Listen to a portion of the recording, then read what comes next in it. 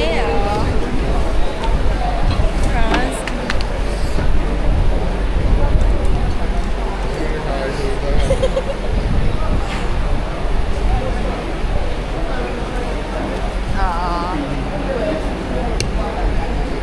ලංකාවට යන්නේ අපි මෙහෙන් යනවා සෙන් මාටිනිකල් ෆෙරි එකේ. එතනින් ඊට පස්සේ ෆ්‍රාන්ස් වලට යනවා. ෆ්‍රාන්ස් වලින් තමයි ලංකාවට යන්නේ. ෆෙරි එක ඇවිල්ලා තියෙන්නේ.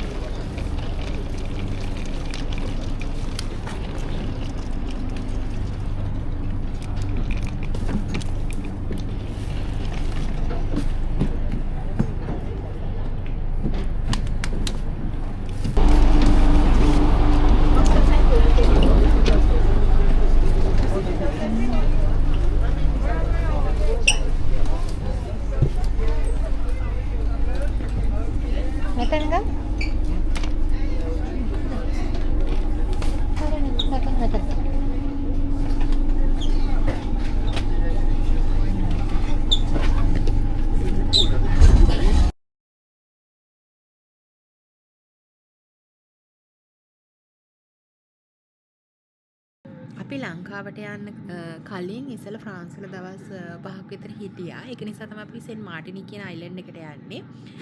ඉතින් මේ ෆෙරි එකේ සෙන් මාටිනික් වලට සාමාන්‍ය පැය එකමාරක විතර දුරක් තියෙනවා.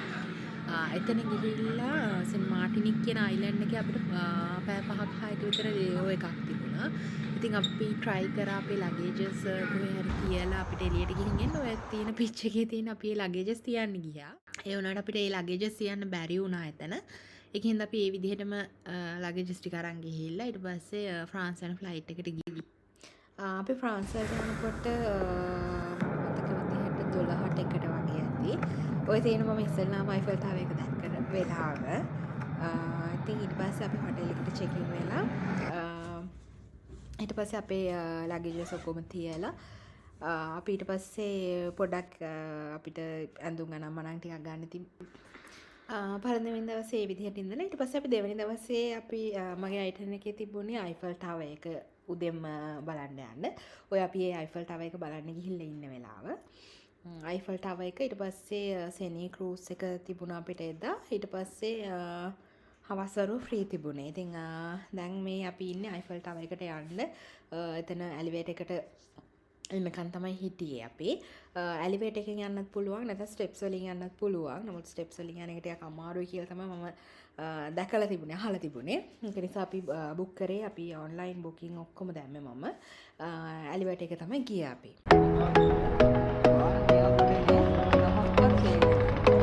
ගස් තියෙන වෙරිලා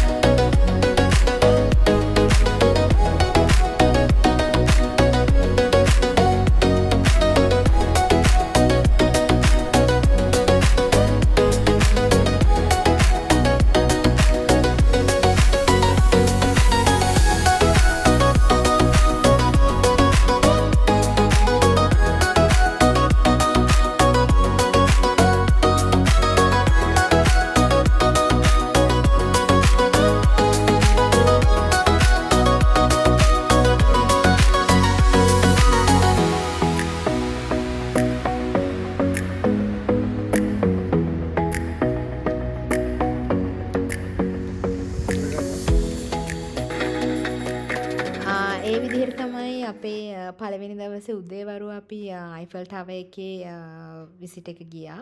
ඊට පස්සේ මේ ෆොටෝස් තියෙන අපි රෑ අයිෆල් ටවර් එක ළඟට ගිහිල්ලා ගත්ත ෆොටෝස් වගේක්.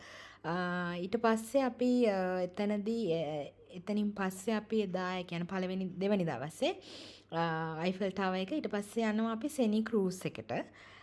ඊළඟට මේ සෙනි ක්‍රූස් එකට යන විදිහ තමයි අපි තියෙන්නේ.